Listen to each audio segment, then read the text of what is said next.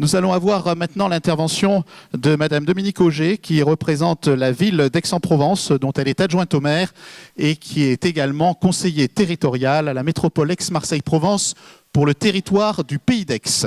Oui, je vais intervenir très rapidement parce qu'il est très difficile pour moi de passer après mon président parce que je suis adjoint à la ville d'Aix-en-Provence et conseiller régional, mais je suis surtout aussi professeur dans cette université et je salue d'ailleurs mon doyen de la faculté de droit qui nous accueille aujourd'hui dans ce magnifique amphi rénové.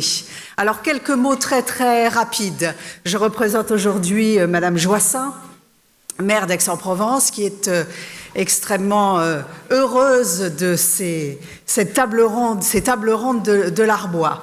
Alors pourquoi cet enthousiasme pour ces tables rondes? Eh bien parce que, comme vous le savez, Aix est connue et reconnue pour être une ville magnifique du XVIIIe, mais nous cherchons aussi à être une ville dans la modernité et être une ville reconnue pour son positionnement justement dans la recherche et la manière dont nous pouvons évoluer pour mieux vivre ensemble dans un monde moderne. Et nous espérons y arriver parce que nous avons la chance d'avoir Aix-Marseille Université à Aix-en-Provence, mais nous avons aussi la chance d'avoir le technopole de l'Arbois.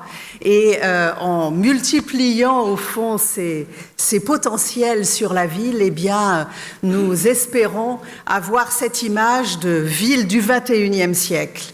Alors, cette ville du XXIe siècle, eh bien, nous y employons aussi en essayant de lui apporter des éléments de modernité, par exemple en étant une ville connectée. Et puisqu'on parlait d'avancée médicale, justement, une des réflexions de la ville aujourd'hui, c'est d'imaginer des nouveaux modes de connexion pour les personnes âgées. Beaucoup de personnes âgées à Aix et dans d'autres villes, bien sûr, sont isolées.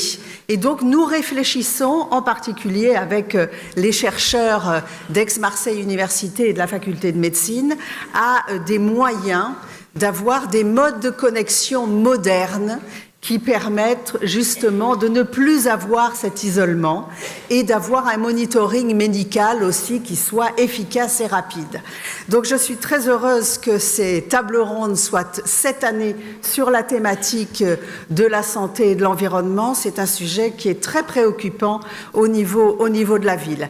Et je vais conclure en souhaitant un bon 10e anniversaire à Daniel Naon. Vous voyez qu'il est extrêmement jeune, il a seulement 10 ans et je crois que cela correspond tout à fait à sa fraîcheur intellectuelle et à son énergie qui fait que nous sommes tous là aujourd'hui.